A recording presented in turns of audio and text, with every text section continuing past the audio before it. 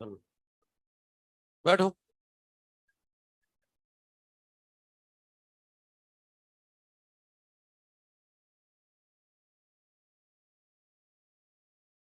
आ गया।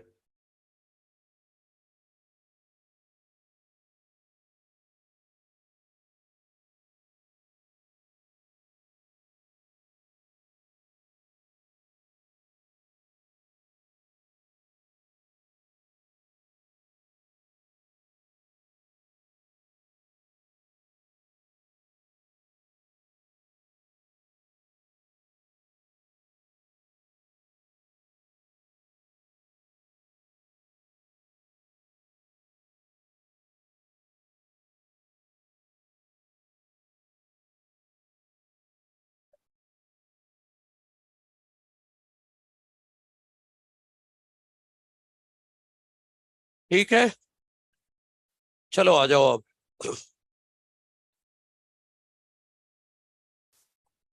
ऑनलाइन वालों सब ठीक है? ठीक है, चलिए आइए।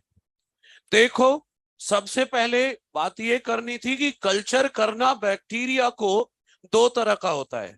एक है बैच कल्चर और दूसरा है कंटिन्यूअस कल्चर। तो चलो देख लेते हैं। कल्चर दो तरह के हैं, एक है बैच कल्चर और दूसरा है कंटिन्यूअस कल्चर। इन दोनों में अंतर क्या है वो देख लो आगे। एक है बैच कल्चर और दूसरा है कंटिन्यूअस कल्चर। तो देखो, आगे बैच कल्चर देखो। ये रहा बायोरिएक्टर, यहां पर इनलेट है, यहां पर आउटलेट है। ये आउटलेट, ये इनलेट। आउटलेट ध्यान से, अब आउटलेट बंद करें।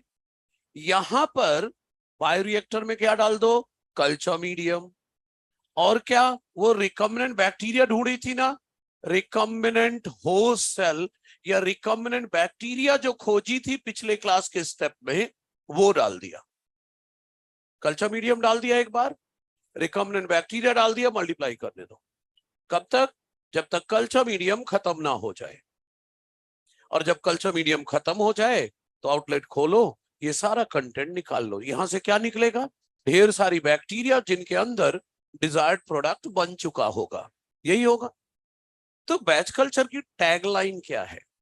बैच कल्चर की टैगलाइन सिर्फ एक लाइन की है कि culture medium is added only one time. Culture medium सिर्फ एक बार डाला जाएगा, वो भी शुरुआत में। बैक्टीरिया डाल दिया, मल्टीप्लाई करने दो। कब तक? जब तक कल्चर मीडियम खत्म ना हो जाए। और जब कल्चर मीडियम खत्म हो जाए तो ये आउटलेट खोलो, सारा कंटेंट निकाल लो। क्या निकलेगा यहां से? रिकम्बिनेंट बैक्टीरिया जिनके अंदर डिजायर्ड प्रोडक्ट इंसुलिन बन चुका है, उनको मार के इंसुलिन निकाल लेंगे। सही है। अगर ग्राफ के फॉर्म में अगर देखना है इसको, इस कल्चर को अगर ग्राफ के फॉर्म में देखना है तो ऐसे देखो, इधर टाइम लिख रहा हूं, इधर नंबर ऑफ सेल्स। जब शुरुआत में बैक्टीरिया के लिए ये एनवायरमेंट नया है, तो शुरुआत में इनका डिवीजन स्लो होगा। तो क्या बोलोगे? Lag phase. और एक बार एडजस्ट हो गई बैक्टीरिया तो बस फिर तो इनकी लॉटरी लग गई है। खाना पीना खूब सारा है, खाओ पियो, मल्टीप्लाई करो। क्या आ गया? लॉग फेज या एक्सपोनेंशियल फेज। लॉग फेज को बोलूं फिजियोलॉजिकली मोस्ट एक्टिव फेज, सबसे ज्यादा डिवाइड करें। लेकिन याद है कल्चर मीडियम सिर्फ एक ही बार डालना था। तो धीरे धीरे कल्चर मीडियम कम होने लगेगा, यहां रिसोर्स कम होने लगेगा, तो ये ग्राफ स्टेशनरी फेज की तरफ चला जाएगा, है ना? बिल्कुल स्टेशनरी फेज की तरफ चला जाएगा। लेकिन सिग्मोइड ठीक है, लेकिन हमें पूरा पढ़ना है। धीरे धीरे कल्चर मीडियम कम हुआ तो स्टेशनरी फेज आ गया, धीरे धीरे कल्चर मीडियम खत्म ही हो गया।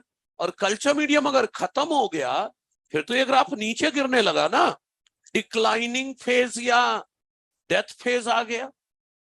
तो इस वाले फेज को क्या बोलोगे? डिक्लाइनिंग फेज या डेथ फेज आ गया। तो आगे लैग, फिर लॉग, फिर स्टेशनरी, और जब रिसोर्स खत्म हो गए तो डिक्लाइनिंग या डेथ फेज आ जाएगा। क्लियर है? ये इसके लिए ग्राफ है। कंटिन्यूअस कल्चर थोड़ा सा अलग है। कंटिन्यूअस कल्चर में बायोरिएक्टर ये है, इधर इनलेट है, इधर आउटलेट है। यहां पर वही कल्चर मीडियम डाल दो, बैक्टीरिया के मल्टीप्लिकेशन के लिए कल्चर मीडियम डाल दो, और वो रिकम्बिनेंट बैक्टीरिया जो खोजी थी वो डाल दो, मल्टीप्लाई करने दो रिकम्बिनेंट बैक्टीरिया को। लेकिन धीरे धीरे कल्चर मीडियम थोड़ा सा कम होने लगेगा। जैसे ही कम होने लगे, यहां से फ्रेश कल्चर मीडियम और ऐड कर दो, और यूज्ड मीडियम यहां से हटा लो।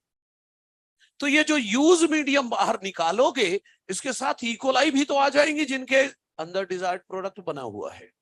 तो यूज मीडियम के साथ जो इकोलाई बैक्टीरिया निकली, उनके अंदर डिजायर्ड प्रोडक्ट है, उनको मारकर हम उनसे डिजायर्ड प्रोडक्ट पाते रहेंगे। इसका मतलब ये हुआ, यहां पर रिसोर्स अनलिमिटेड कर रखा है, रिसोर्स कम ही नहीं होने देंगे। जैसे ही रिसोर्स कम होने लगेगा, टाइम टाइम पर फ्रेश कल्चर मीडियम इनलेट से डालते रहेंगे, और यूज कल्चर मीडियम को हटाते रहेंगे और आउटलेट से। और जो यूज मीडियम निकाल रहे हो, उसके अंदर जो बैक्टीरिया हैं, उनके अंदर डिजायर्ड प्रोडक्ट है, उनको मारकर डिजायर्ड प्रोडक्ट पाते रहेंगे। तो अगर प्रोडक्ट ज्यादा पाना है तो फिर ये पसंद करेंगे, क्योंकि ये तो एक स्टेज पर आकर बंद कर देना होगा, लेकिन ये तो 24 घंटे चलता रहेगा। टाइम टाइम पर फ्रेश कल्चर मीडियम डालते रहो, बैक्टीरिया मल्टीप्लाई करता रहेगा, और यूज मीडियम के साथ जो बैक्टीरिया आएंगे उनसे प्रोडक्ट पाते रहो। तो रिसोर्स अनलिमिटेड है, मतलब इस बार ग्रोथ कर्व जे शेप आएगा। और रिसोर्स अनलिमिटेड होता है तो जे शेप आता है। मतलब अगर ग्राफ बनाना हो तो इधर नंबर ऑफ सेल्स है, इधर टाइम है, तो शुरुआत में तो बैक्टीरिया का डिवीजन धीरे होगा, क्योंकि नया इन्वायरमेंट है, तो धीरे होगा डिवीजन, लैग फेज।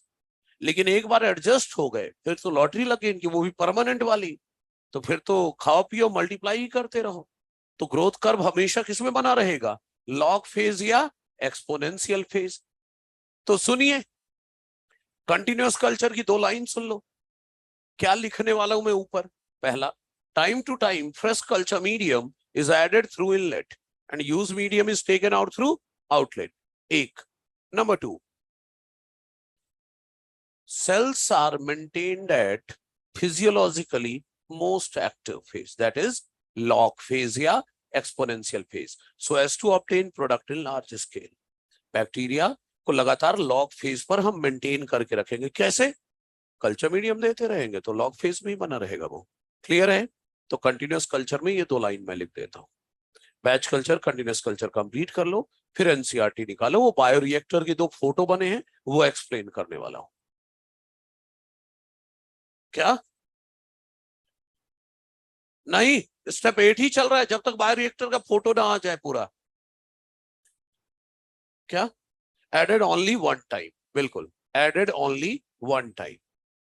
यहां पर कंप्लीट कर ले जब तक मैं इधर लिख देता हूं। Time to time fresh culture medium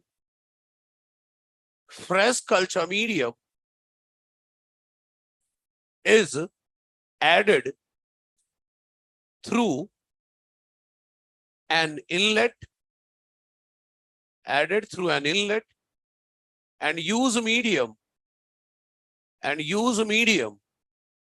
is taken out through an outlet. एक लाइन ये। दूसरा, cells are maintained, ये एनसीईआरटी की लाइन है जो अभी लिख रहा हूं। cells are maintained at physiologically most active phase, that is log phase या exponential phase, so as to obtain product in large scale. ये कंप्लीट कर ले, फिर एनसीईआरटी का पेज 204 निकालिएगा। बायोरिएक्टर के 2 डायग्राम बने हैं, वो एक्सप्लेन कर देता हूं, फिर आगे बढ़ेंगे।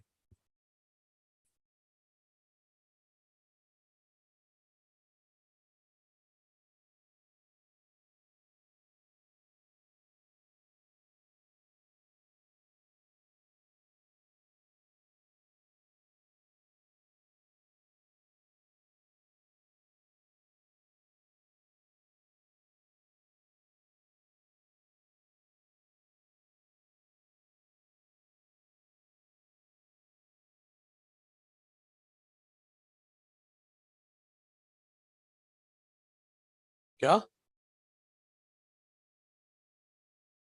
वहां तो सारा खत्म हो जाएगा धीरे धीरे, जो यूज बचेगा पड़ा रहे, हमें क्या करना है।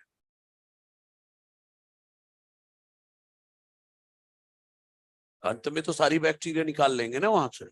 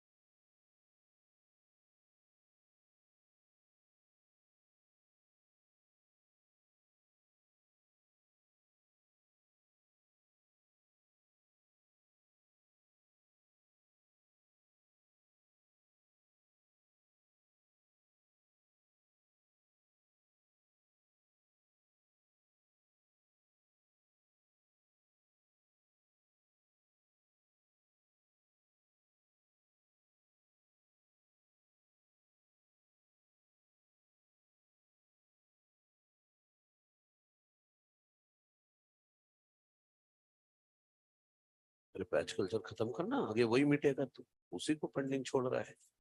मैं मिटाने आया था तू।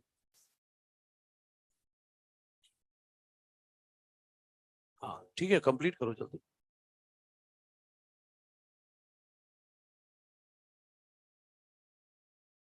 सब कुछ मिटेगा पैच कल्चर का। हाँ। ए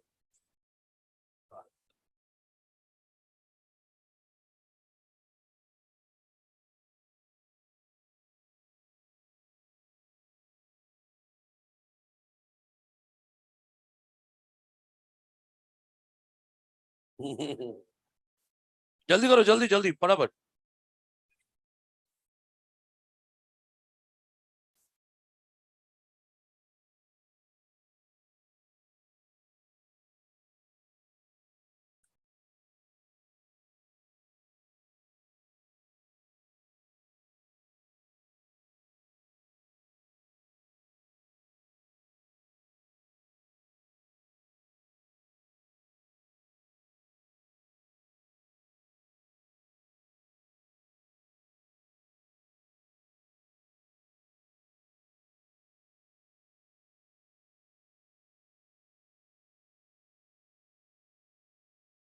ठीक है, ये सब खत्म करके एनसीईआरटी के पेज नंबर 204 में है। कोई बात नहीं, मैं रुका हूँ, चौथी क्लास है, मुझे कोई फर्क नहीं पड़ता है। फर्क तो आपको पड़ना चाहिए।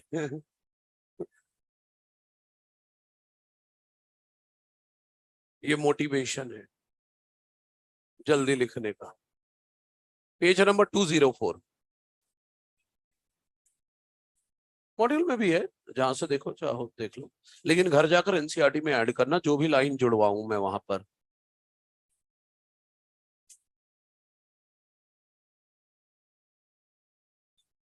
ठीक है चलो।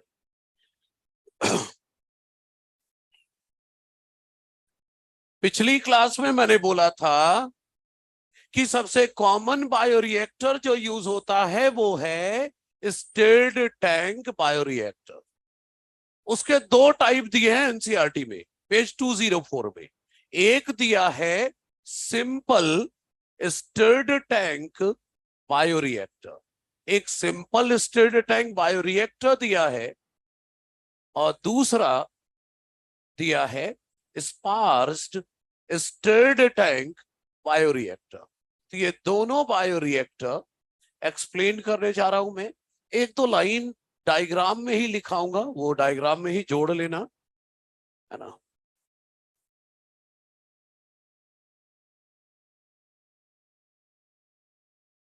ऐसे बोलो जैसे लुट गया हो। हाँ भाई, हाँ ठीक है। यूज मीडियम से डिजायर्ड प्रोडक्ट निकालना है। यूज मीडियम से डिजायर्ड प्रोडक्ट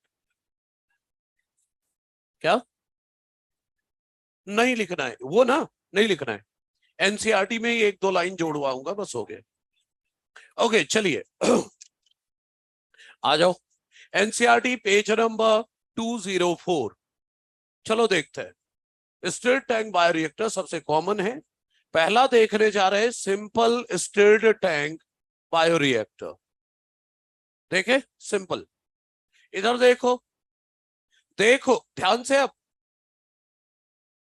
ये जो स्टिर्ड टैंक बायोरिएक्टर होते हैं जनरली सिलेंड्रिकल होते हैं, और इनका जो बेस होता है, इनका जो बेस होता है वो कर्व्ड होता है।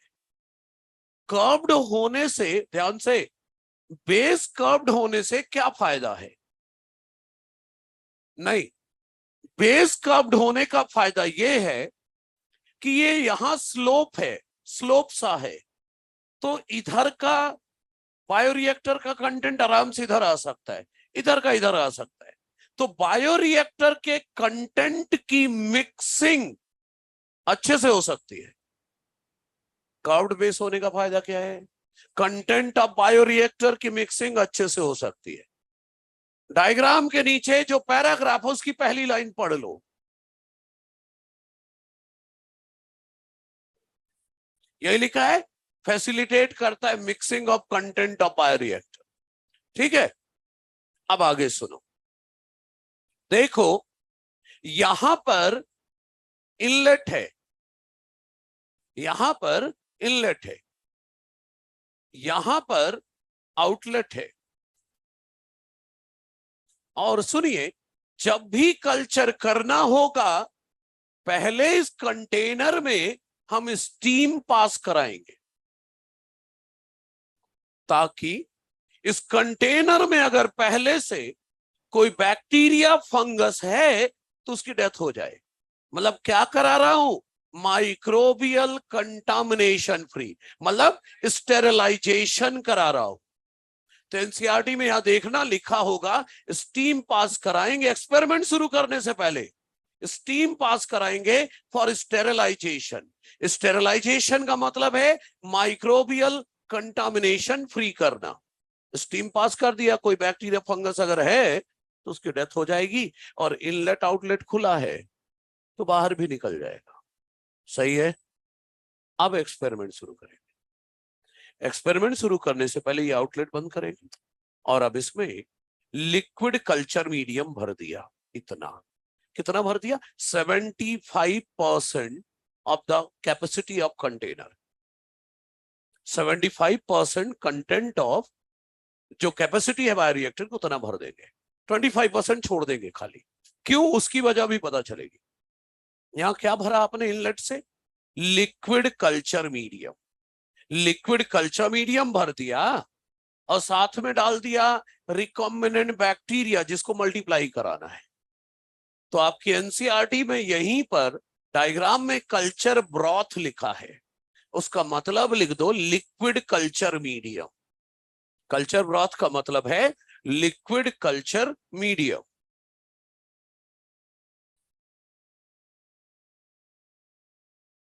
तो लिक्विड कल्चर मीडियम भर दिया, और जो बैक्टीरिया मल्टीप्लाई करना है वो दे दिया। तो बैक्टीरिया के खाने पीने का जुगाड़ हो गया, लेकिन ऑक्सीजन भी तो चाहिए। तो यहां से स्टेराइल एयर भेजेंगे। स्टेराइल एयर मतलब माइक्रोबियल कंटामिनेशन फ्री। ये नहीं कि एयर के साथ फंगस बैक्टीरिया भी जा रहे हैं, नहीं, प्योर एयर जा रही है, माइक्रोबियल कंटामिनेशन फ्री। तो बैक्टीरिया के खाने पीने का जुगाड़ हो गया, कल्चर मीडियम, ऑक्सीजन का भी जुगाड़ हो गया। अब यहां एक सेंसर लगा होता है और यहां पर लगा होता है पीएच मीटर, जो कि यहां का पीएच बताता रहता है। मान लो जो बैक्टीरिया मैं ग्रो कर रहा हूं वो बेस्ट ग्रो करता है पीएच 7 पर, तो रीडिंग आ रही है पीएच 7 पीएच मीटर पर, तो फिर तो कोई दिक्कत ही नहीं है। लेकिन थोड़ी देर में मैंने देखा पीएच 5 हो गया है, तो कोई बेस डाल दो ताकि पीएच 7 आ जाए वापस। ठीक है, मान लो पीएच 9 आ रहा है रीडिंग, तो कोई एसिड डाल दो ताकि पीएच 7 हो जाए। तो एनसीईआरटी ने तो पीएच मीटर के बारे में नहीं बताया है, लेकिन ये जरूर बता दिया है कि यहां पर एक ओपनिंग है जहां से एसिड और बेस डालेंगे फॉर पीएच कंट्रोल। सही है। अच्छा, यहां पर एक रीडिंग आती है टेम्परेचर की। टेम्परेचर सेंसर भी लगे होते हैं जो टेम्परेचर बताता है। मान लो जिस बैक्टीरिया को मैं ग्रो कर रहा हूं वो बेस्ट ग्रो करता है 30 डिग्री सेल्सियस, 30 डिग्री, टेम्परेचर की रीडिंग 30 डिग्री आ रही, कोई दिक्कत नहीं है। लेकिन अगर थोड़ी देर में मैंने देखा टेम्परेचर 45 हो गया है, तो फिर तो टेम्परेचर ज्यादा हो गया। तो सुनो, आप अगर एनसीईआरटी का डायग्राम अच्छे से देखोगे तो इसकी बाउंड्री डबल लेयर्ड दिख रही होगी। ये एक्चुअली थर्मल जैकेट है, ये थर्मल जैकेट है। टेम्परेचर 45 हो गया ना, तो इस थर्मल जैकेट में कोल्ड वाटर फ्लो करा दो। प्लास्टिक का इसीलिए नहीं लिया, कोल्ड वाटर फ्लो करा दो, तो स्टील कंटेनर है तो कोल्डनेस कंडक्ट हो जाएगा और टेम्परेचर 45 से गिर के 30 हो गया। मान लो टेम्परेचर 20 हो गया, तो इस थर्मल जैकेट में हॉट वाटर फ्लो करा दो, टेम्परेचर राइज होकर 30 हो गया। मैंने बोला था ना पीएच टेम्परेचर रेगुलेट किया जा सकता है। सही है, ओके। इसके बाद यहां पर एक मोटर लगी हुई है, यहां पर एक मोटर लगा हुआ है और इस मोटर से एक शाफ्ट आ रहा है नीचे की तरफ, शाफ्ट जिसमें ब्लेड्स लगी हुई है। यहां पर प्रेशर मीटर लगा हुआ है जो प्रेशर की रीडिंग देगा, वो भी चेक करते रहना है कहीं इतना ज्यादा प्रेशर बिल्डअप ना हो जाए कि कंटेनर ही ब्लास्ट हो जाए, तो प्रेशर भी चेक करते रहना है। अच्छा, बात रही मोटर से लगे हुए शाफ्ट की। यहां पर कुछ ब्लेड्स लगी हुई है, यहां पर कुछ ब्लेड्स लगी हुई है, ये ऐसे हैं।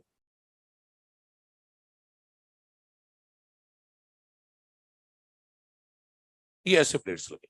जो कल्चर मीडियम के बाहर है उसमें तो नॉर्मल ब्लेड है।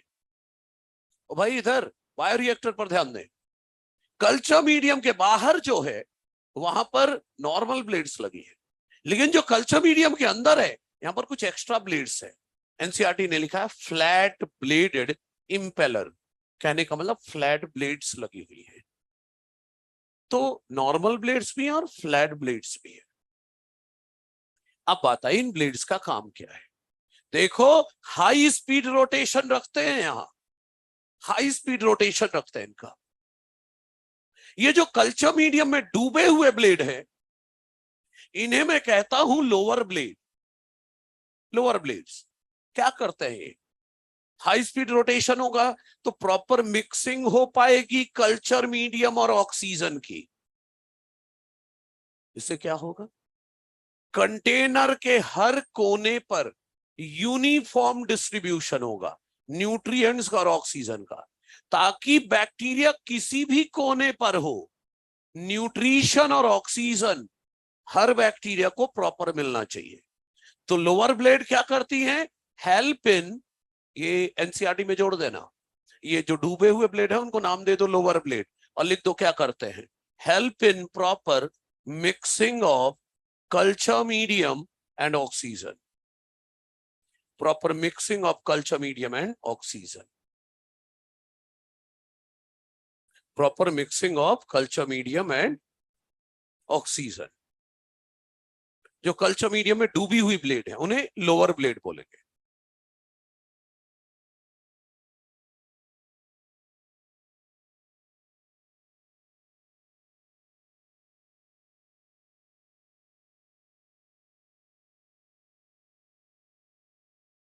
ठीक है,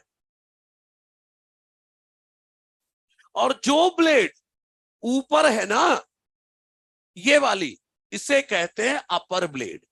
ध्यान से सुनना, ध्यान से बिल्कुल। ये 25% एरिया क्यों छोड़ा था कंटेनर का?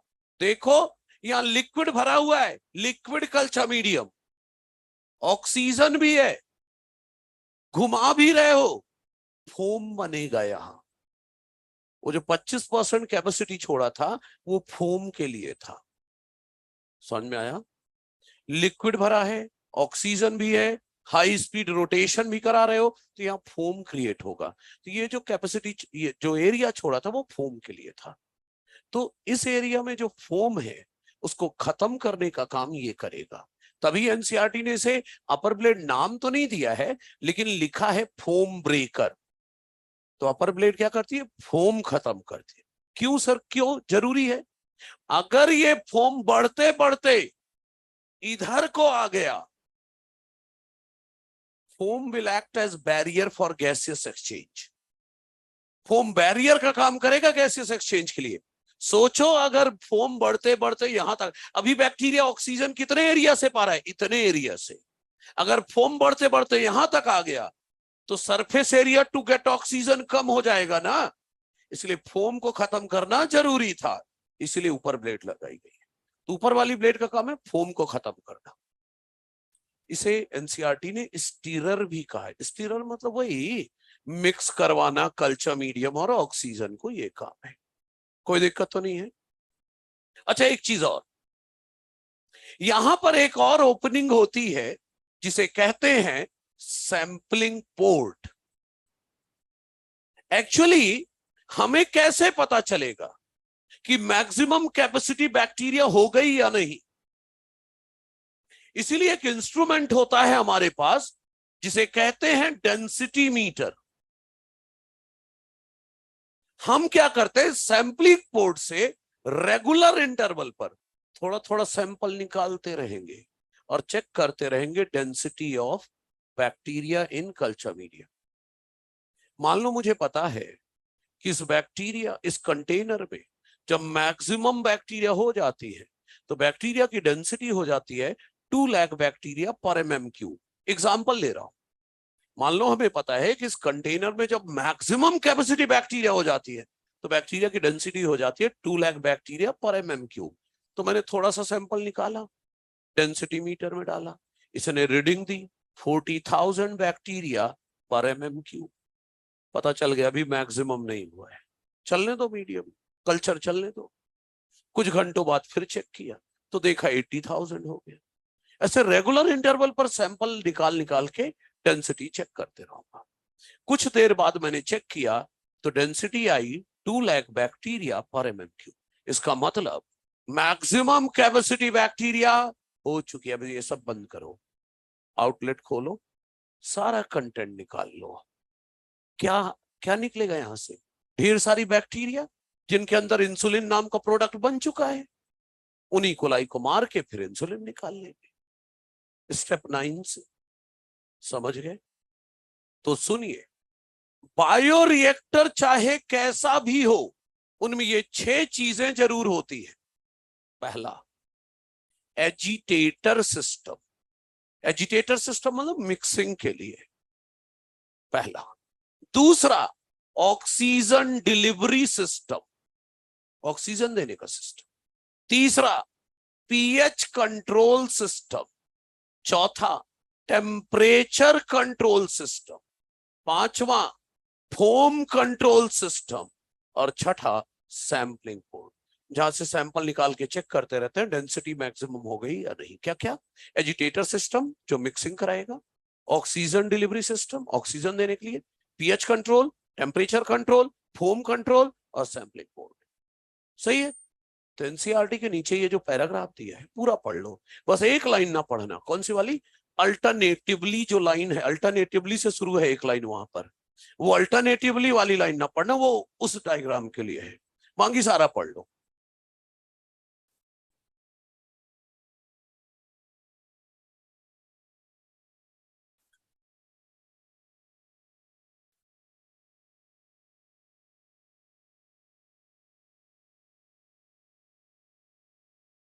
एजिटेटर सिस्टम मिक्सिंग के लिए है ना।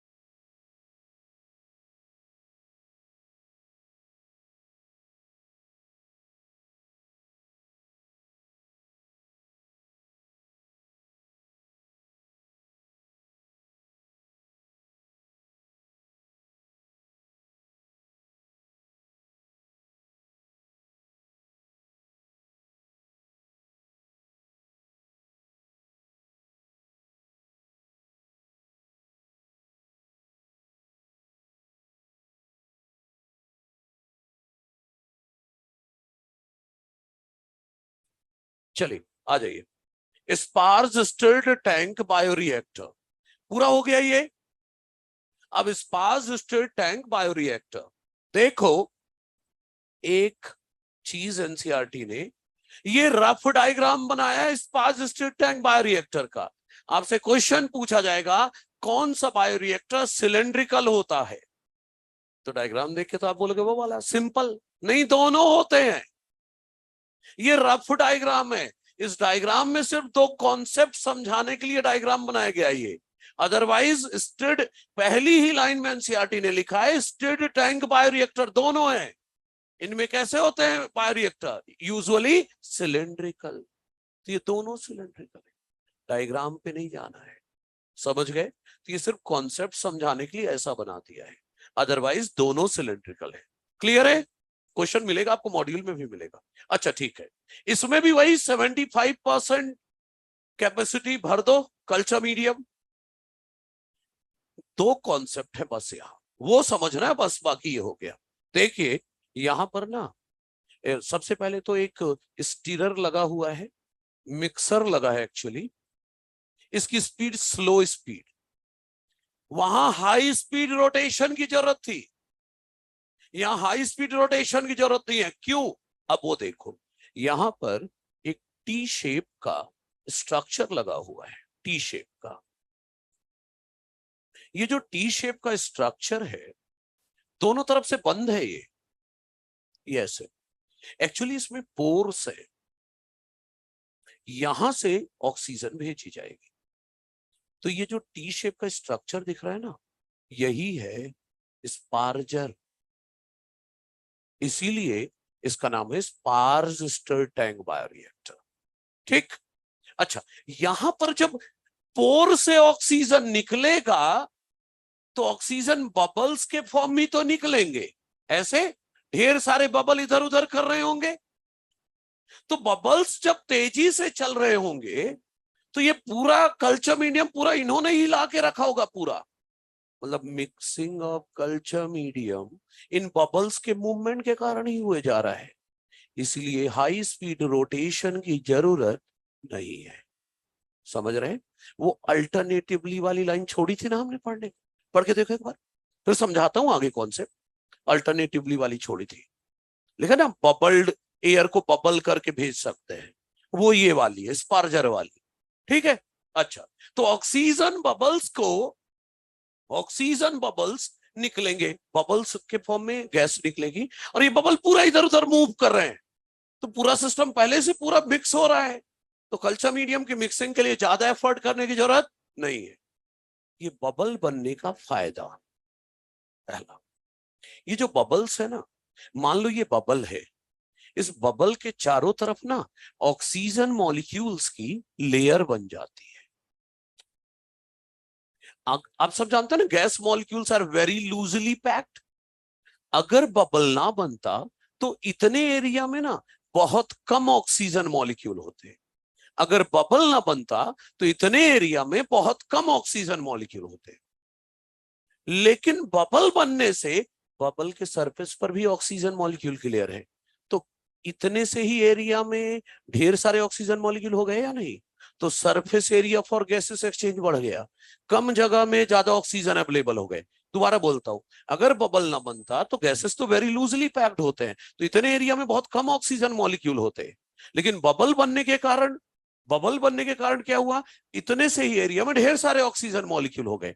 एनसीईआरटी में इस डायग्राम के साइड में देखना, एक वो बना रखा है, हैंड लेंस बना रखा है, वो जो ऐसा बना है ना वो हैंड लेंस है, और उसके चारों तरफ देखना फिर बबल है, और बबल के चारों तरफ एरो दे रखा है, और वहां पर लिख रखा है कि ये जो बबल बना है dramatically increase the oxygen transfer area, मतलब surface area for gases exchange बढ़ गया। एक कॉन्सेप्ट ये है बबल का। दूसरा, ये बबल ना ऐसे मूव करेंगे तो जाकर सरफेस पर ट्रैप होंगे, इसी को एनसीईआरटी ने लिखा है गैस इंट्रेनमेंट। इंट्रेनमेंट का मतलब है, लिख देना, इंट्रेनमेंट का मतलब इंट्रैपमेंट।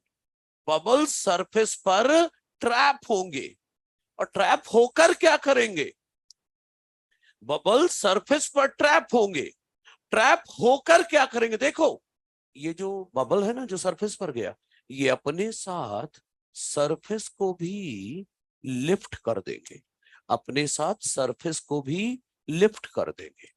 बबल सरफेस पर ट्रैप हुए और सरफेस को थोड़ा सा लिफ्ट कर दिया, एक ही जगह थोड़ी ना हुआ है, पूरे सरफेस पर बबल ही बबल है, तो पूरे सरफेस पर ये ऐसे हो गया। इसका फायदा आपने देखा, पहले बैक्टीरिया इतने सरफेस एरिया से ऑक्सीजन पा सकता था, बैक्टीरिया पहले इतने सरफेस एरिया से ऑक्सीजन पा सकता था, लेकिन अब surface area to get oxygen बढ़ गया या नहीं? देखना एनसीईआरटी में डायग्राम में साइड में लिखा होगा कि ये जो हुआ, सरफेस पर ट्रैप हुआ जब, तो सरफेस एरिया बढ़ गया ऑक्सीजन पाने के लिए, तो बबल्स के कारण surface area for gases exchange बढ़ा। एक इधर सरफेस के चारों तरफ वाटर, सरफेस के चारों तरफ एयर मॉलिक्यूल्स हैं, ऑक्सीजन मॉलिक्यूल हैं, इसलिए बढ़ा, और सरफेस पर जाकर ट्रैप हुए और सरफेस को लिफ्ट कर दिया, तो surface area for gases exchange बढ़ गया। बस ये दो कॉन्सेप्ट समझाने के लिए एनसीईआरटी ने ये डायग्राम बनाया है। क्या, क्यों, बबल्स मूव करेंगे तो थोड़ा सरफेस तो उठेगा ना। अच्छा ठीक है, ये था बायोरिएक्टर के टाइप्स। ठीक है, स्टेप 8 पूरा हो चुका, अब आया स्टेप 9, डाउन स्ट्रीम प्रोसेसिंग। अब ये कॉपी में चलकर हमें करना है, तो चलिए। हाँ हाँ, बनेगा तो खाली है ना जगह, कोई दिक्कत नहीं, जरूरत नहीं है, थोड़ा ही बहुत बनेगा। हाँ भाई, हाँ, तेजी से भेज रहा है तो फिर डिसॉल्व तो बहुत कम रहेगा ना, बबल के फॉर्म में ज्यादा रहेगा, डिसॉल्व नहीं भेजेंगे। हम तो चाहते हैं सरफेस एरिया बढ़ के रहे, तो हम तो खुद कराना है ना अपने हिसाब से। हाँ ठीक है भाई। हाँ, एक मिनट सुनने दो भाई, पहले में, लेकिन वहां स्पार्जर नहीं लगाया था ना, तो बबल के फॉर्म में नहीं जा रहा था, वो तो डायरेक्ट ऑक्सीजन जा रही थी। यहां तो पोर से ऑक्सीजन निकाल रहे हो, तो बबल के फॉर्म में निकलेगा। ठीक है, ठीक है, चलिए आ जाइए। हाँ, क्या, हाँ स्लो, क्योंकि मिक्सिंग के लिए तो हाई स्पीड किया था, वहां तो अपने आप बबल्स के मूवमेंट के कारण ही मिक्सिंग हो जा रही है। ओके, देखिए स्टेप 9, डाउनस्ट्रीम प्रोसेसिंग स्टार्ट होता है after completion of biosynthetic phase, starts after completion of biosynthetic phase। ये देखो अब क्या है, ये सब बताता हूं। देखो, अभी तक आपने बायोरिएक्टर में कल्चर कराया, ध्यान दीजिएगा। ओके, सुनिए, बायोसिंथेटिक फेज का हर जगह मतलब डार्क रिएक्शन नहीं है, फोटोसिंथेसिस में था। हाँ, किसी का भी सिंथेसिस इज बायोसिंथेटिक फेज। अच्छा सुनिए, बायोसिंथेटिक फेज का यहां पर मतलब है कल्चर करा चुके हो, बैक्टीरिया के अंदर डिजायर्ड प्रोडक्ट इंसुलिन बन चुका है, बायोसिंथेटिक फेज हो गया। अब स्टार्ट होगा डाउनस्ट्रीम प्रोसेसिंग। कब तक चलेगा? जब तक प्रोडक्ट मार्केटिंग के लायक ना बन जाए। कहां से कहां तक चलेगा? बायोसिंथेटिक फेज के खत्म होने से लेकर प्रोडक्ट मार्केटिंग के लायक ना हो जाए तब तक। बायोसिंथेटिक फेज का मतलब कल्चर करा चुके हो, उन बैक्टीरिया के अंदर डिजायर्ड प्रोडक्ट बन चुका है। अब जो भी कराओगे वो डाउनस्ट्रीम प्रोसेसिंग है। क्या कराओगे? ये आउटलेट खोलोगे, यहां से वो बैक्टीरिया निकालोगे जिनके अंदर डिजायर्ड प्रोडक्ट है। उन बैक्टीरिया को मारकर हम उनसे क्या निकाल लेंगे? प्रोडक्ट निकाल लेंगे। डिजायर्ड बैक्टीरिया को मारकर उनसे प्रोडक्ट निकाल लेंगे। प्रोडक्ट निकालने के बाद उसका प्यूरिफिकेशन करेंगे। अच्छा सर, प्रोडक्ट प्यूरिफाई हो गया, अब क्या करोगे? अब प्रोडक्ट जल्दी खराब ना हो जाए इसलिए सुटेबल प्रिजर्वेटिव ऐड करूंगा। प्रोडक्ट जल्दी खराब ना हो जाए इसलिए सुटेबल प्रिजर्वेटिव ऐड करूंगा। और क्या करूंगा? भाई अगर कुछ खाने की चीज बनाई है तो कुछ अच्छा सा कलर दे दो। नहीं, कोई खाएगा ही नहीं, गंदा सा कलर होगा तो कोई कलरिंग एजेंट दे दो, कोई अच्छा सा कलर दे दो। खाने की चीज बनाई तो कोई प्यारा सा फ्लेवर दे दो। आजकल बच्चे जब बीमार पड़ते हैं ना, बुखार की दवाई भी लेनी होती है ना, बोलते हैं मैंगो फ्लेवर वाली लाना, ऑरेंज फ्लेवर, मतलब ये डिपेंड करता है। हाँ भाई, अपनी अपनी पसंद है वो। अब वो किसी को क्या पसंद है, ठीक है।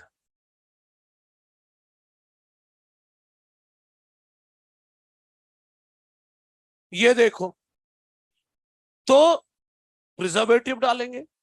कुछ खाने की चीज बनाई, कोई मेडिसिन खाने वाली बनाई तो उसमें कलरिंग एजेंट डालेंगे, फ्लेवरिंग एजेंट, ताकि अच्छा सा फ्लेवर आ जाए।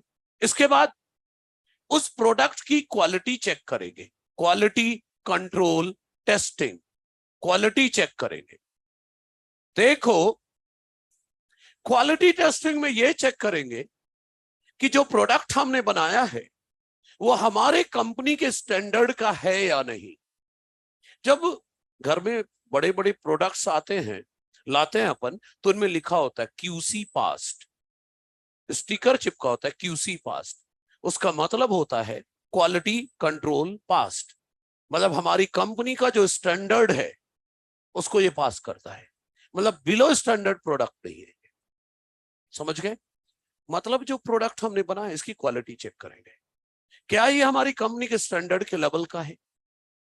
दूसरा, कहीं ऐसा तो नहीं हुआ मलेरिया की दवाई बना रहे थे, बनाते समय इन्फेक्शन हो गया सैल्मोनेला टाइफी का, तो जो भी खाएगा मलेरिया तो ठीक हो जाएगा, टाइफाइड हो जाएगा।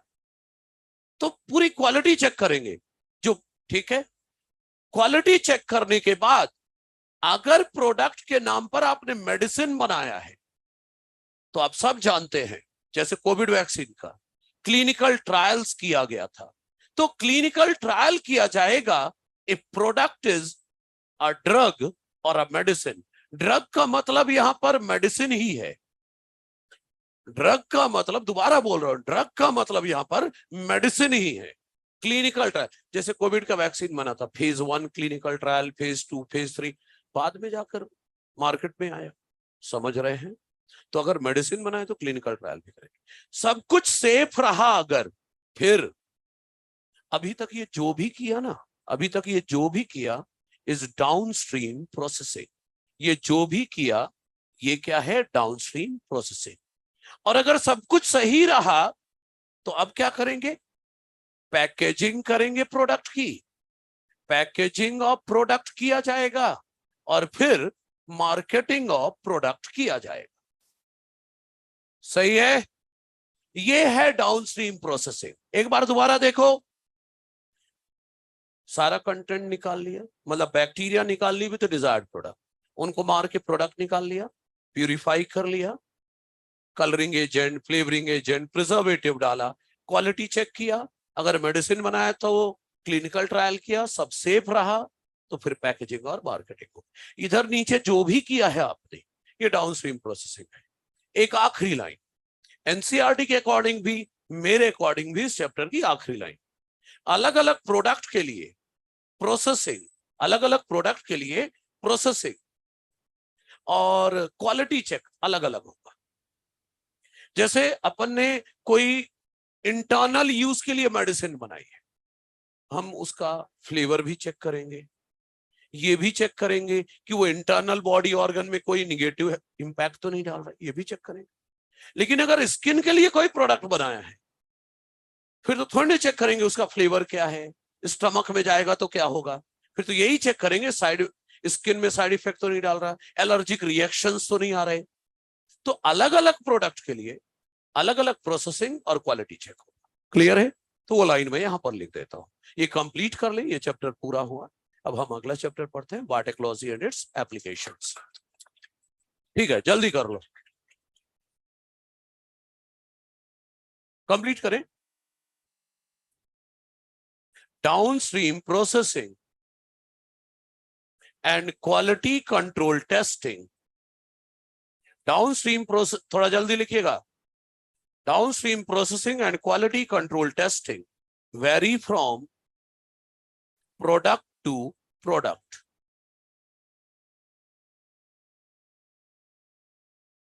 Packaging of product and marketing of product. Marketing of product. ठीक है, ये लीजिए, कंप्लीट करें इसको।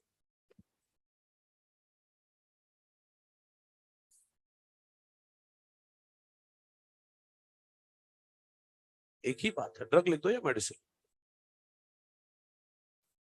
नहीं, प्रोडक्ट ड्रग या मेडिसिन, मेडिसिन को ही ड्रग का है। नहीं नहीं, ऐसा नहीं है। ये जो दूसरे ड्रग्स है जिससे लोग एडिक्टेड रहते हैं, उन्हें थोड़ी मेडिसिन बोलेंगे, यार मेडिसिन वाले ड्रग्स की बात हो रही।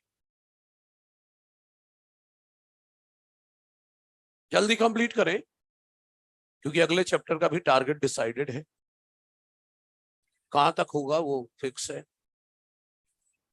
देखेंगे कहां तक है, पता चल जाएगा। आप कंप्लीट करें। पीएस में तो ये चैप्टर खत्म करके आ गया मैं, ये सेकंड वाला। हाँ, अभी खत्म कर दिया, कल माइक्रोब्स पढ़ाऊंगा, मतलब अगली क्लास में उनको। होगा होगा, चिंता ना करो, अगले 2 क्लास और क्या। एएस में अगली क्लास में खत्म हो जाएगा, माइक्रोब से स्टार्ट हो जाएगा।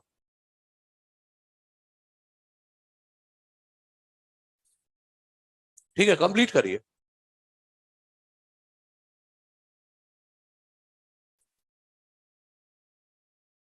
बातें नहीं मिट जाएगा, तो जल्दी करो।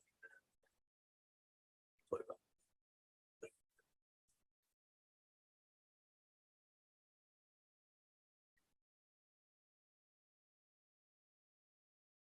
ठीक है, जल्दी करो।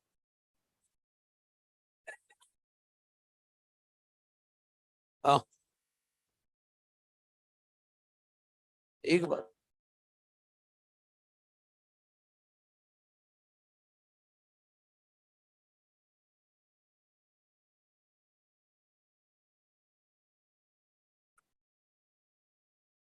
नहीं, हेडिंग हटा रहा हूं मैं।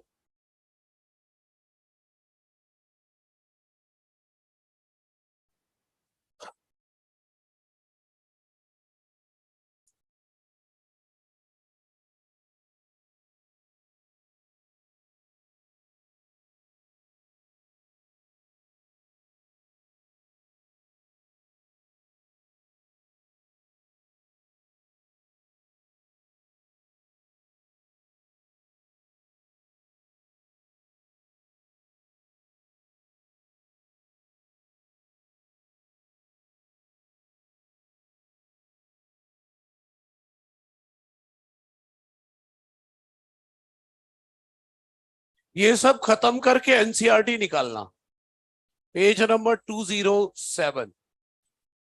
दो तीन लाइन ऐसी हैं जो एनसीईआरटी में लिखाना चाह रहा हूं चैप्टर की शुरुआत में ही, 207। इसके बाद फिर कॉपी में आ जाएंगे। एक्चुअली एनसीईआरटी ने कुछ ऐसे कुछ पैराग्राफ लिखे हैं जिनको बताना जरूरी है। ये नहीं, ये एनसीईआरटी में जाएगा, थोड़ा इंतजार करें।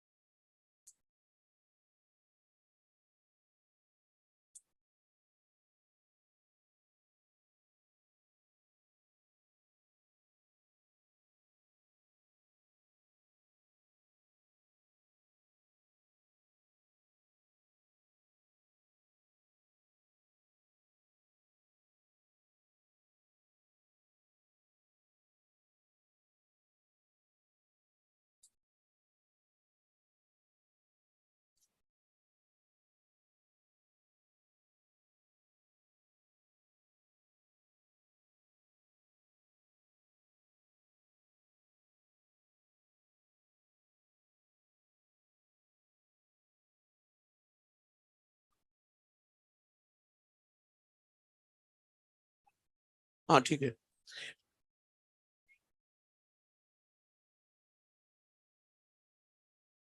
बोला था ना, मार्केटिंग के पहले, मार्केटिंग लायक बन जाए प्रोडक्ट, तब तक डाउनस्ट्रीम प्रोसेसिंग है। नहीं लिखना है अभी, एनसीईआरटी में आना है, कुछ एनसीईआरटी में जोड़ना है। नहीं अभी नहीं लिखना है, एनसीईआरटी में जोड़ना है, मैं बताऊंगा कहां पर जोड़ना है। पेज नंबर 207, चैप्टर का नाम होगा बायोटेक्नोलॉजी एंड इट्स एप्लीकेशन।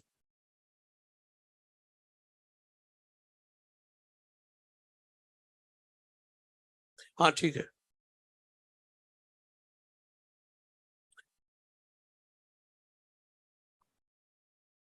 कोई बात नहीं, अगले 2 लेक्चर में हो जाएगा। फिर उसके बाद के 3 साढ़े 3 में 2 और हो जाएंगे, छोटे छोटे।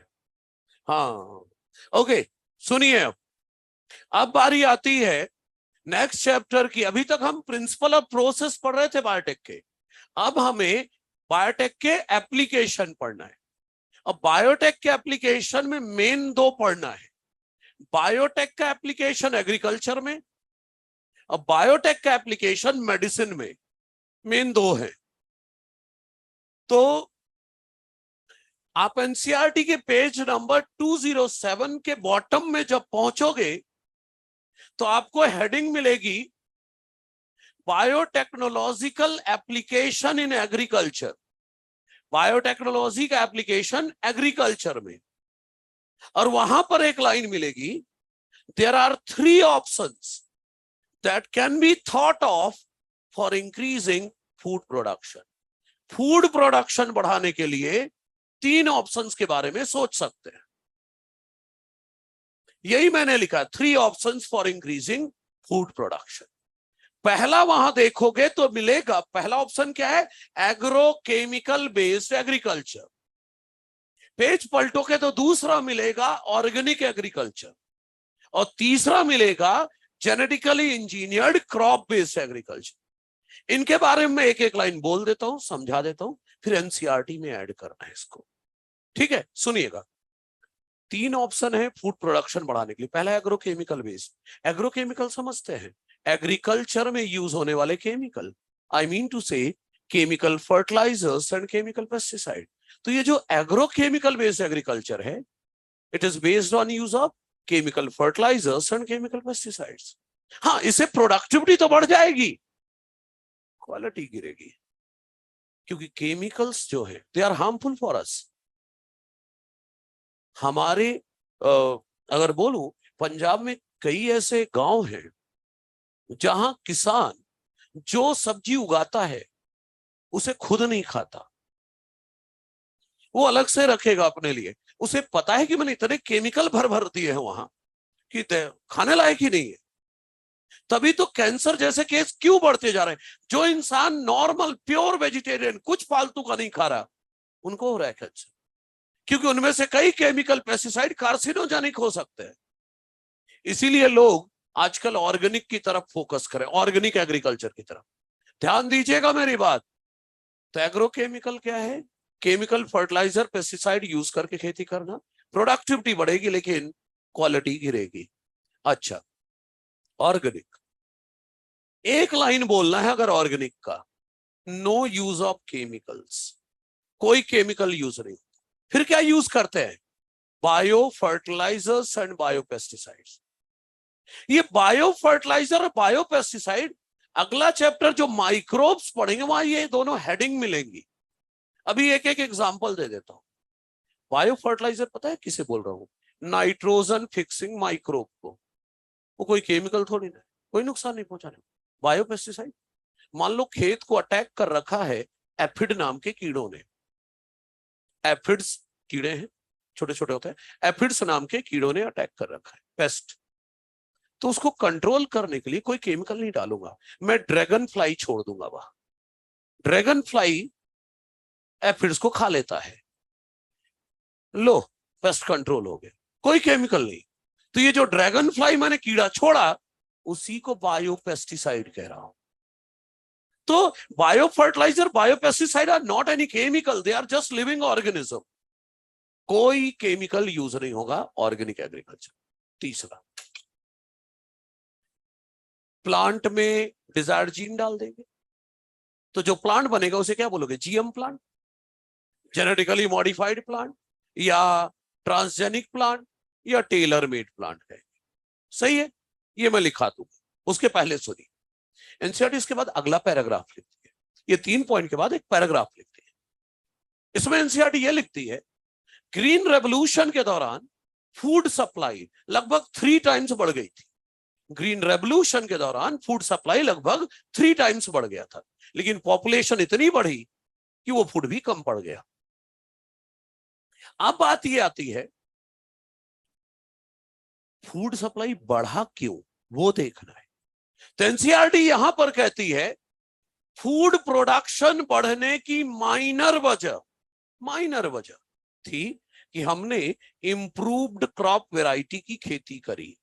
इंप्रूव्ड क्रॉप वैरायटी की खेती करी, इसलिए फूड प्रोडक्शन बढ़ा। माइनर वजह है, मेजर वजह फूड प्रोडक्शन बढ़ने की थी यूज ऑफ एग्रोकेमिकल्स, मतलब केमिकल फर्टिलाइजर पेस्टिसाइड खूब यूज किया गया, plus better management. Better management practice मतलब टाइम पर बीज डालना, टाइम पर पानी देना, टाइम पर fertiliser pesticide, that is better management. तो यील्ड बढ़ने की माइनर वजह थी इंप्रूव्ड क्रॉप वैरायटी की खेती करना, और मेजर वजह यील्ड बढ़ने की थी बेटर मैनेजमेंट और एग्रोकेमिकल्स का यूज करना। अब एनसीईआरटी आपके सामने देश की समस्या रखती है कि डेवलपिंग कंट्रीज में जो एग्रोकेमिकल्स है दे आर एक्सपेंसिव। हर किसान नहीं खरीद सकता केमिकल फर्टिलाइजर पेस्टिसाइड। प्लस और समस्या सुन, इंप्रूव्ड क्रॉप वैरायटी से जितनी यील्ड मैक्सिमम आ सकती है वो आ रही है। अब और यील्ड नहीं बढ़ाई जा सकती उन वैरायटी का यूज करके बाय ट्रेडिशनल खेती। जो ट्रेडिशनल खेती करते हैं उससे अब और यील्ड नहीं बढ़ सकती। ट्रेडिशनल मतलब कन्वेंशनल। देखना एनसीईआरटी में वहां कहीं पर लिखा होगा कन्वेंशनल ब्रीडिंग। कन्वेंशनल वर्ड कहीं भी आए उसका मतलब है ट्रेडिशनल। वो जो पैराग्राफ है ना उसमें 7वीं 8वीं लाइन में होगा, पेज 208 में है क्या, कन्वेंशनल ब्रीडिंग। तो कन्वेंशनल ब्रीडिंग मतलब ट्रेडिशनल ब्रीडिंग। अब दोबारा नहीं बताऊंगा कभी कन्वेंशनल का मतलब, ट्रेडिशनल। और ये कई जगह आएगा ये वर्ड कन्वेंशनल ट्रेडिशनल। समस्या क्या बोली मैंने? एक तो एग्रोकेमिकल एक्सपेंसिव है, हर किसान अफोर्ड नहीं कर सकता खरीदना। दूसरा, मैक्सिमम यील्ड जो ट्रेडिशनल खेती से आ सकती है वो आ रही है। अब इससे और ज्यादा यील्ड ट्रेडिशनल खेती से तो नहीं बढ़ सकती। तब एनसीईआरटी कहती है कि आप लोग बड़े समझदार हो, जेनेटिक्स पढ़ चुके हो, आप अपनी जेनेटिक्स के समझ के हिसाब से इस प्रॉब्लम का सॉल्यूशन बताएं। ऐसा सॉल्यूशन बताएं जिससे यील्ड भी बढ़ जाए और केमिकल फर्टिलाइजर पेस्टिसाइड कम यूज करना पड़े, क्योंकि these chemicals are harmful for environment. तो क्या सॉल्यूशन देंगे? जीएम क्रॉप्स यूज करो, जेनेटिकली मॉडिफाइड क्रॉप्स की खेती करो, ये सोल्यूशन है। और अब यहां से चैप्टर स्टार्ट होता है कि जब लार्ज स्केल में होगा तो कीमत कम होगी, अभी तो कॉस्ट है, कॉस्टली है। अच्छा सुनिए, अब मैं बताने वाला हूं कि जेनेटिकली मॉडिफाइड क्रॉप्स हम क्यों बनाते हैं। 7 ऑब्जेक्टिव बताऊंगा, 7, 7 का ए और बी होगा, तो ये 7 ऑब्जेक्टिव होंगे। यही 7 ऑब्जेक्टिव बायोटेक के एप्लीकेशन है एग्रीकल्चर में, ये कॉपी में लिखेंगे हम। लेकिन पहले 207 में जहां पर एग्रोकेमिकल बेस्ड एग्रीकल्चर लिखा है, वहां ये पॉइंट लिखो, based on use of agrochemical based agriculture में लिख दो, based on use of chemical fertilisers and pesticides. Quality गिरेगी, प्रोडक्टिविटी तो बढ़ गई लेकिन क्वालिटी गिर जाती है।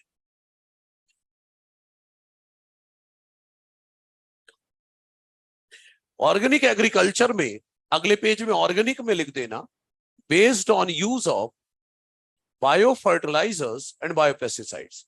अभी बायो फर्टिलाइजर्स और बायोपेस्टिसाइड के बारे में कुछ नहीं सोचना है आपको, बस ये जान लो कि ये लिविंग ऑर्गेनिज्म है, केमिकल नहीं है।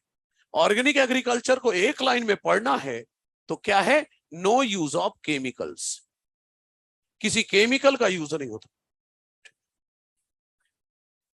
ऑर्गेनिक एग्रीकल्चर में no use of chemicals. Organic agriculture में एक लाइन में बताना है तो केमिकल का यूज नहीं होता, बात खत्म।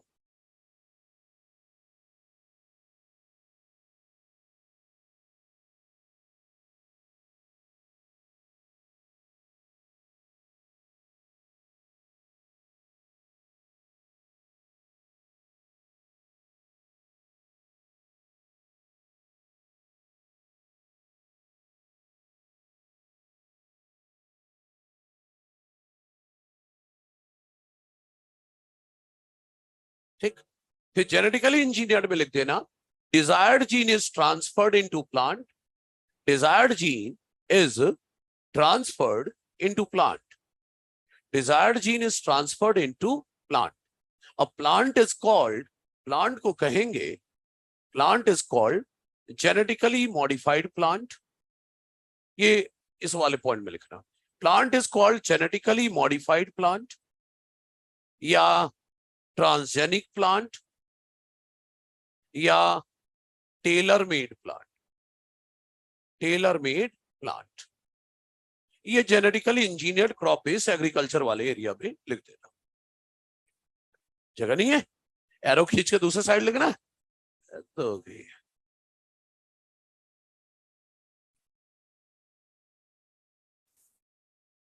ठीक है, ठीक है, जल्दी करो।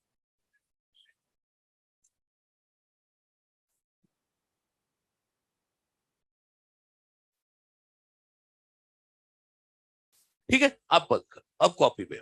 सबसे पहले तो चैप्टर का नाम लिखो एनसीईआरटी में, तो कॉपी में, बायोटेक्नोलॉजी एंड इट्स एप्लीकेशंस।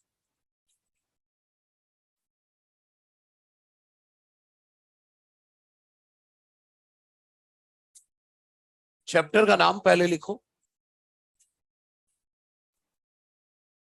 और फिर हेडिंग डालो, क्या, applications of biotechnology in agriculture. 7 application है, 7 का तो ए और बी दोनों है, applications of biotechnology in agriculture, ये हेडिंग डालना है आपको। फिर एक एक करके ये देखना है।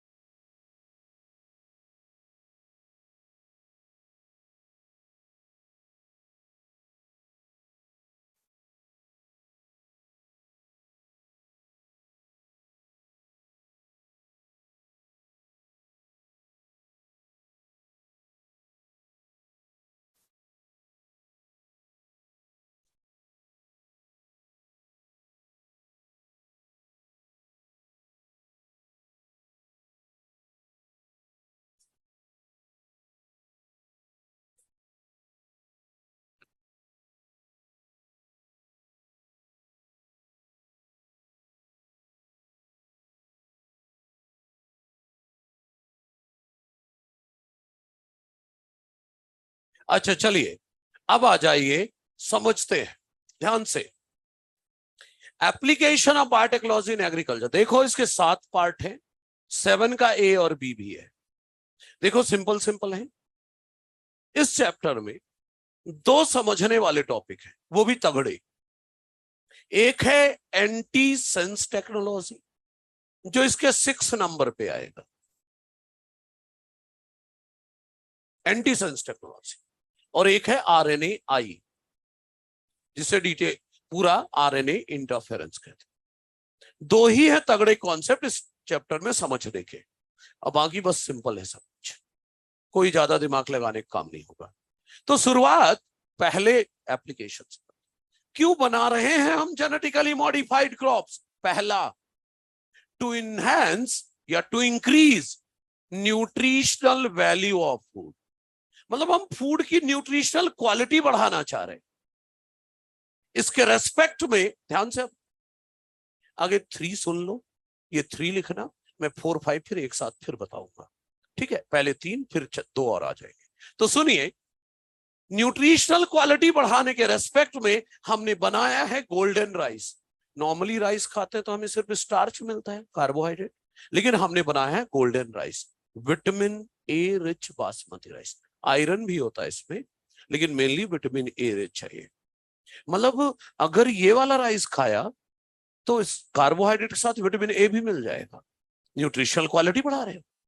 विटामिन ए रिच बासमती, बहुत क्वेश्चन आए इस पर, तो ध्यान रखना है। Vitamin A rich basmati rice है ये गोल्डन राइस। कैसे बनाया है?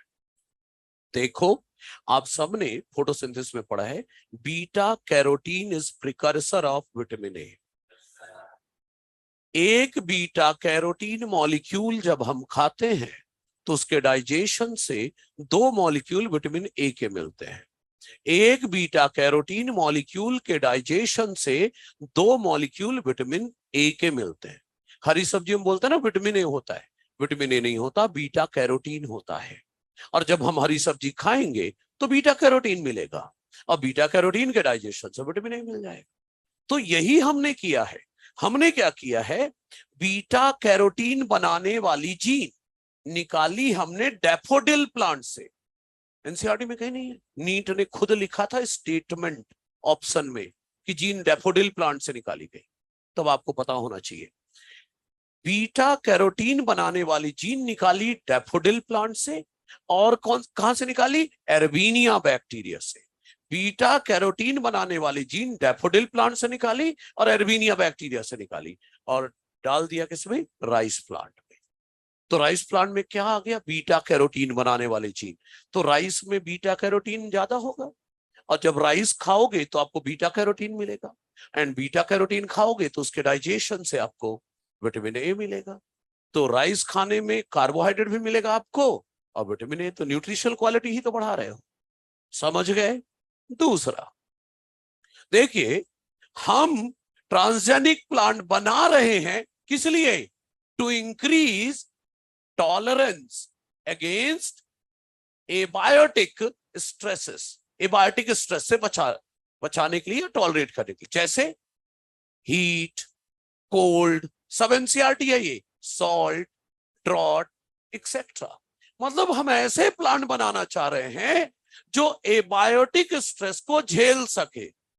सोचो, हम अगर ऐसे चावल और गेहूं बना ले जो ड्रॉट रेजिस्टेंट हो, ड्रॉट रेजिस्टेंट, तो किसी साल पानी कम भी बरसे तो भी हमें यील्ड मिलेगी। समझ रहे हैं? अच्छा, तो इस मामले में जब क्वेश्चन आता है ना, तो how many statement correct incorrect में आती है ये लाइन, और एज इट इज पूरी लाइन लिखी होती है।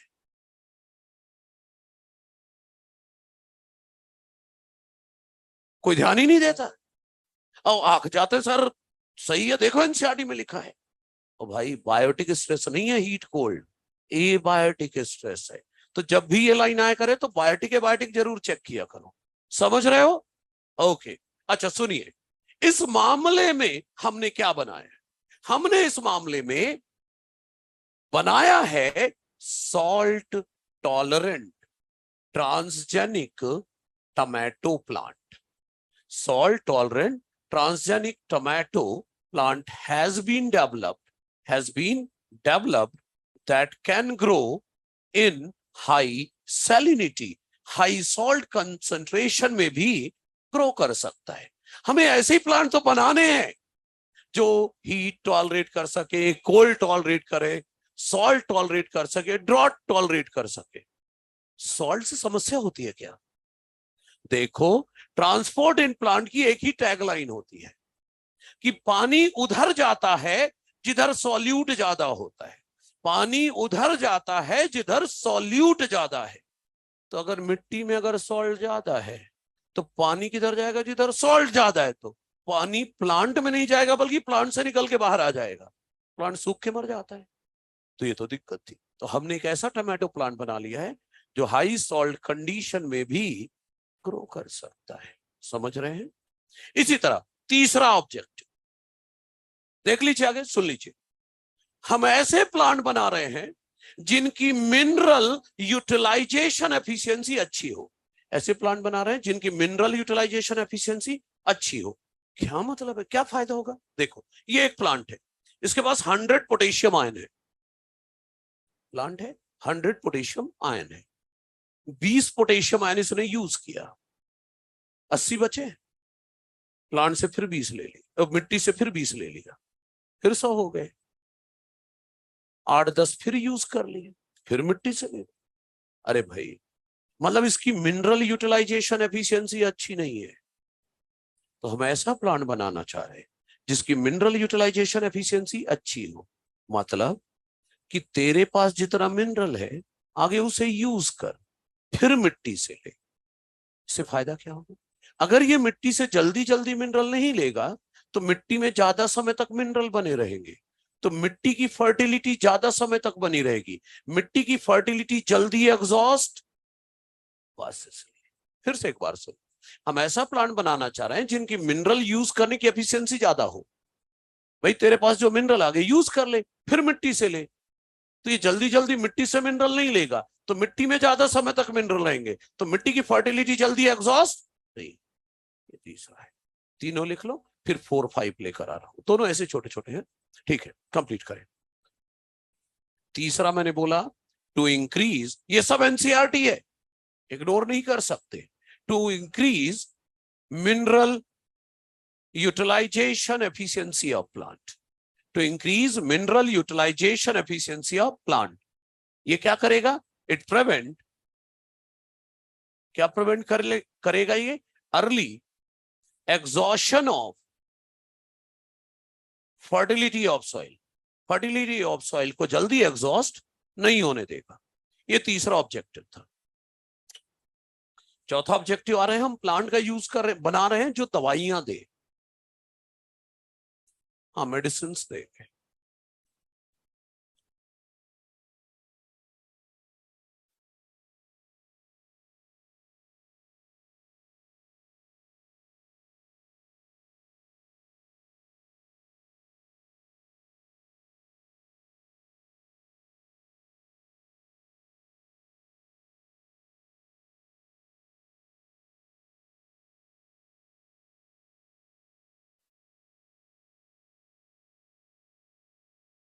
Gene for beta carotene synthesis from daffodil plant and Erwinia bacteria निकाला और उसे राइस प्लांट में डाल दिया।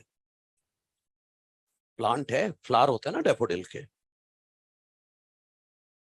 कोई बात नहीं, अभी लिखो।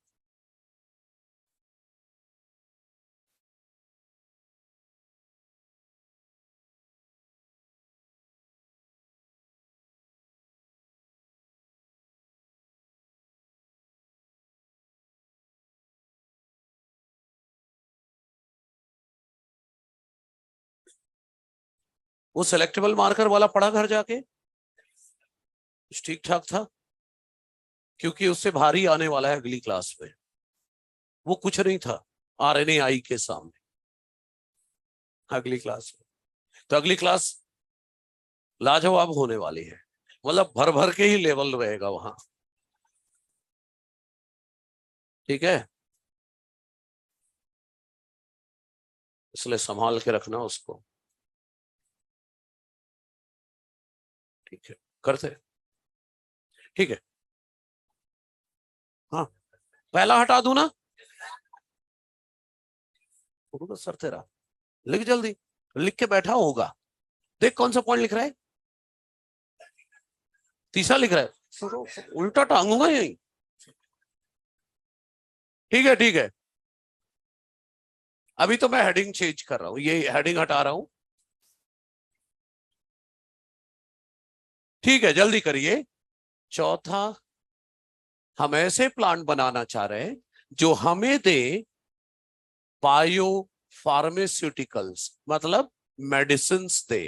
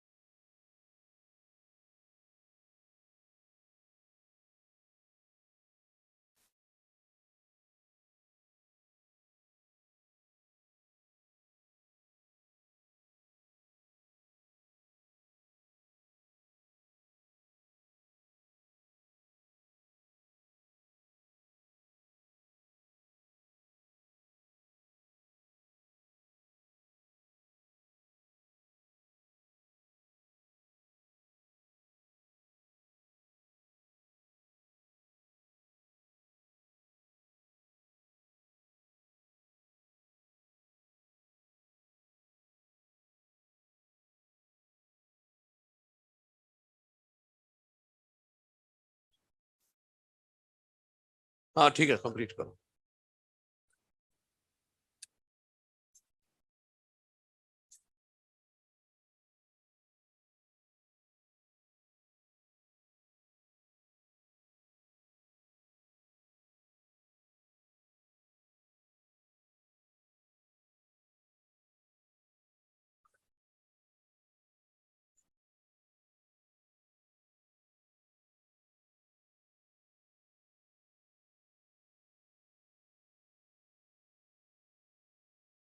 बायो में कॉमन में प्रिंसिपल ऑफ इनहेरिटेंस और मॉलिक्यूलर बेसिस ऑफ इनहेरिटेंस, शायद ये दोनों आएंगे मेरे पार्ट से। अभी ये प्रपोज्ड है, हाँ वही उसमें भी प्रपोज्ड ही लिखा होगा, देखना सिलेबस के ऊपर, नहीं देखा आपने, अच्छे से देखना ऊपर लिखा होगा प्रपोज्ड, शायद ये आए, आपने ध्यान ही नहीं दिया, मतलब मोस्ट प्रोबेबली वही आएगा, लेकिन फाइनल सिलेबस नहीं है वो, एक आध जुड़ भी सकता है, कुछ भी हो सकता है,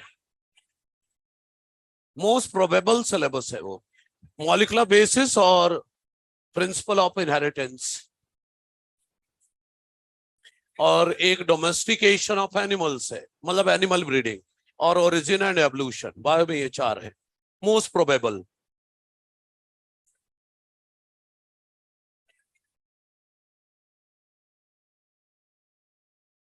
उम्र देख ले अपनी, हाँ फिर बात कर, है ना।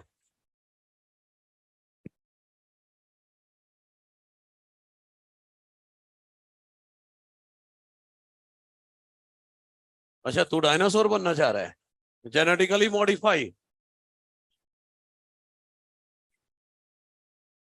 ठीक है भाई, हो गए तीनों। अब फोर्थ और फिफ्थ देख लो, फोर्थ और फिफ्थ। फोर्थ है to produce bio pharmaceutical, pharmaceutical मतलब जानते ही मेडिसिन। इसके लिए एक एग्जांपल दे रहा हूं, हम बनाना चाह रहे hirudin protein which is used as blood anticoagulant. देखो भाई, हीरोडिन वैसे तो हीरोडिन एरिया में पाया जाता, लीच में पाया जाता ना हीरोडिन, लेकिन हम प्लांट में बनवाना चाह रहे हैं, प्लांट में बनवाना चाह रहे हैं, तो चलो देखते हैं कैसे किया था। देखिए, हीरोडिन जीन को केमिकली सिंथेसाइज किया, केमिकली याद है सिंथेटिक डीएनए मेथड, हम जीन आर्टिफिशियली बना सकते हैं, तो हीरोडिन जीन को केमिकली बना लिया, आर्टिफिशियली हीरोडिन जीन सिंथेसाइज कर लिया और उसे ट्रांसफर कर दिया ब्रासिका नेपस प्लांट की सेल में by use of TI plasmid repair. याद है, टीआई जीन हटाकर हीरोडिन जीन डाल दी, सही है, वही मेथड जो उस दिन वाला है वही बता रहा हूं। तो देखिए, हिरुडिन जीन बनाई गई आर्टिफिशियली और उसे ब्रासिका नेपस की एक प्लांट सेल में डाल दिया गया with help of TI plasmid vector. मतलब मैं ये कह रहा हूं कि ये ब्रासिका नेपस प्लांट की एक सेल है, लिविंग सेल, और इसमें डाल दिया गया hirudin gene TI plasmid vector की मदद से। क्लियर कट समझ लो। मैं जब भी बोलूं जीन प्लांट में डाला तो समझ जाया करो सर ये कह रहे हैं प्लांट में नहीं, प्लांट सेल में जीन डाला। अब प्लांट सेल में टोटीपोटेंसी होती है, एक सेल से पूरा प्लांट बन सकता है। तो एक सेल में हिरुडिन जीन डाल दी टीआई प्लाज्मिड वेक्टर की मदद से। अब टिश्यू कल्चर करा के इससे पूरा प्लांट बना लिया। तो एक सेल में हिरुडिन जीन था और इसी सेल से पूरा प्लांट बन रहा है, तो प्लांट की हर सेल में हिरुडिन जीन पहुंच गई या नहीं? तो जब भी मैं बोलूं कोई जीन प्लांट में डाला, इसका मतलब ये होता है कि प्लांट के एक सेल में डाला, फिर टिश्यू कल्चर करके उस एक सेल से पूरा प्लांट बना लिया, तो प्लांट की हर सेल में वो जीन पहुंच गई। अब प्लांट की हर सेल में जीन पहुंच गई तो क्या बनाएगी हिरुडिन जीन? Hirudin protein. क्या बनेगा? Hirudin protein. तो प्लांट बनाने लग गया हिरुडिन प्रोटीन। और ये हिरुडिन प्रोटीन पता है कहां एक्यूमुलेट होगा? Plant synthesises hirudin protein. ये जो हिरुडिन प्रोटीन बन रहा है ये एक्यूमुलेट होने लगेगा सीड में। कहां एक्यूमुलेट हुआ? सीड में। अरे भाई आप सब जानते हैं, जैसे एग्जांपल ले लो, चावल गेहूं में जो स्टार्च होता है वहां कहां जाके एक्यूमुलेट हुआ? सीड में। तो जो हिरुडिन प्रोटीन बन रहा था वो कहां एक्यूमुलेट हो रहा था? सीड में। जब सीड मैच्योर हो गया तो सीड को क्रश कर लो और उससे ऑयल निकाल लो। सीड क्रश करो और उससे ऑयल निकालो। तो हिरुडिन कहां पहुंच गया? ऑयल में। उस ऑयल से हिरुडिन प्यूरिफाई कर लो और यूज कर लो एज ब्लड एंटीकोगुलेंट। क्या बोल रहा हूं? Seeds are crushed. सीड को क्रश कर लिया गया एंड ऑयल इज ऑब्टेन्ड। तो हिरुडिन कहां आ गया? ऑयल में आ गया। अब ऑयल से हिरुडिन को प्यूरिफाई कर लो। Hirudin protein is purified and is used as blood anticoagulant. देखा, प्लांट सब मेडिसिन बना रहे हैं। ये सब छोड़ो, हम ना रिसर्च लेवल पर हम प्लांट से वैक्सीन बनाने लगे हैं। आने वाली जो एक आध दो जनरेशन के अंदर ही ऐसा होगा, एडिबल वैक्सीन होंगी मार्केट में। हमने अभी तक ट्रांसजेनिक बनाना और ट्रांसजेनिक टमाटो बना लिया है to be used as vaccine for hepatitis and cholera. Hepatitis और कॉलेरा के लिए ट्रांसजेनिक बनाना और टमाटो बनाया है रिसर्च लेवल पर। मतलब आने वाले जनरेशन में ऐसे ही होगा, बेटा ये एप्पल खा ले तुझे इसका वैक्सीन मिल गया, ये टमाटर खा ले इसका वैक्सीन मिल गया। मतलब फ्रूट्स खिलाओ और वैक्सीन मिल जाए। मतलब इंजेक्शन का दर्द उनको नहीं झेलना होगा। समझ रहे हैं? तो क्या कर रहे हो आप? प्लांट की मदद से मेडिसिन बना रहे हो। क्लियर है? फिफ्थ ऑब्जेक्टिव था टू डेवलप। इससे सुनिए, नीट में इससे रिलेटेड दो क्वेश्चन आए हैं। कौन सा? पांचवा ऑब्जेक्टिव है टू डेवलप वीडीसाइड या हर्बिसाइड रेजिस्टेंट प्लांट। वीडीसाइड या हर्बिसाइड रेजिस्टेंट प्लांट बनाए हैं। किस लिए बनाए हैं? सबसे पहले बनाया क्या है? हमने बनाया है ट्रांसजेनिक टोबैको प्लांट। आपसे कोई पूछे पहला ट्रांसजेनिक एनिमल कौन सा बना? Super mouse. लेकिन अगर कोई पूछे पहला ट्रांसजेनिक प्लांट कौन सा बना, तो ट्रांसजेनिक टोबैको प्लांट बना। और किस लिए बनाया गया था? इसे बनाया गया था ताकि ये रेजिस्टेंट हो जाए वीडीसाइड या हर्बिसाइड। कौन से वीडीसाइड के लिए? ग्लाइफोसेट।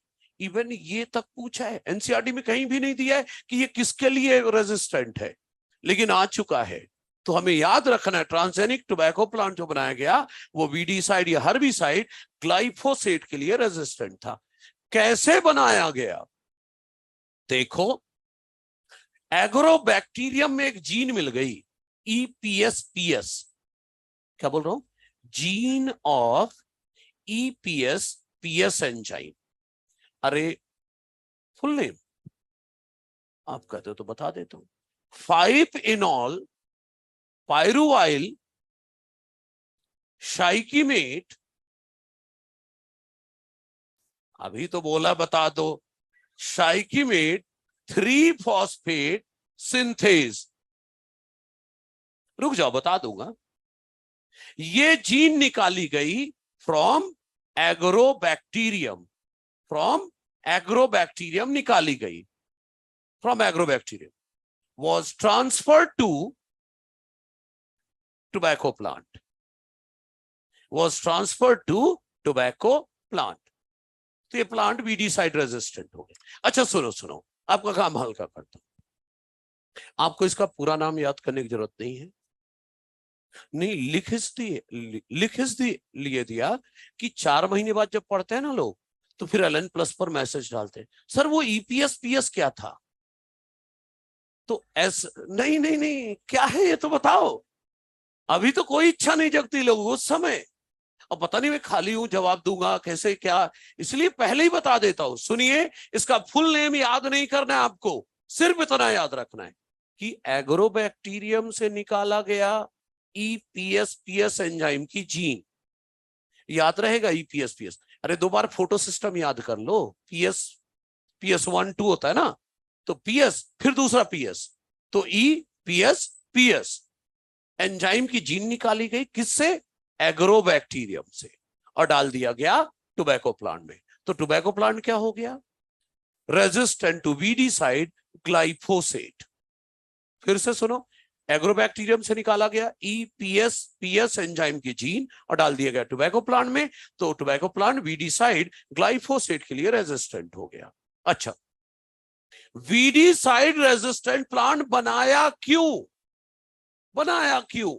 सुनिए, खेत में जब वीड उगते, ध्यान से सुनना भाई, बहुत बढ़िया क्वेश्चन आया था नीट में इससे रिलेटेड, दिखाऊंगा कहां पर, एक्सरसाइज 2 में एक बार क्वेश्चन आया था कि वीडीसाइड रेजिस्टेंट प्लांट बनाने का मेन ऑब्जेक्टिव क्या है, ये क्वेश्चन था। पहले तो ये सुनो, बनाया क्यों, आगे वो समझो। देखो, खेत में वीड उगने लगे, वीड खत्म करने के 2 तरीके हैं। एक तो मैनुअल लेबर, मजदूर लगा दो, वीड उखाड़ के फेंक देंगे, लेकिन अगर वीड की रूट रह गई तो फिर से उगाएंगे। एक तरीका वीड खत्म करने का तो ये है, मजदूर लगा के, मैनुअल लेबर। दूसरा तरीका है खेत में वीडीसाइड स्प्रे कर दो। आप खुद ही गए और वीडीसाइड स्प्रे करके आ गए, लेकिन चक्कर ये हुआ कि वीडीसाइड जब आपने स्प्रे किया तो वीड तो मर गया, लेकिन क्रॉप प्लांट भी मर गई। क्यों? क्योंकि मेरी क्रॉप प्लांट वीडीसाइड रेजिस्टेंट नहीं थी। वीडीसाइड मैंने स्प्रे किया, वीड तो मर गया, मेरी क्रॉप प्लांट भी मर गई क्योंकि वो वीडीसाइड रेजिस्टेंट नहीं थी। इसलिए अब मैं क्या कर रहा हूं, प्लांट को क्या कर दे रहा हूं, वीडीसाइड रेजिस्टेंट। अब खेत में वीड उगेंगे, मैं मजदूर नहीं लगाऊंगा, मैनुअल लेबर नहीं, वीडीसाइड फुल कॉन्फिडेंस के साथ स्प्रे करके आऊंगा, वीड मर जाएंगे, मेरी क्रॉप को कुछ नहीं होगा क्योंकि मेरी क्रॉप है वीडीसाइड रेजिस्टेंट। एक्सरसाइज 2 में अगर है आपके पास, क्वेश्चन नंबर 7 बहुत तकलीफ देता है, अभी डिस्कस कर लो उसको, बाद में डिस्कशन का टाइम नहीं। एक्सरसाइज 2 क्वेश्चन नंबर 7, खुद ही आंसर बताना बिना आंसर की के। Exercise 2 question number 7,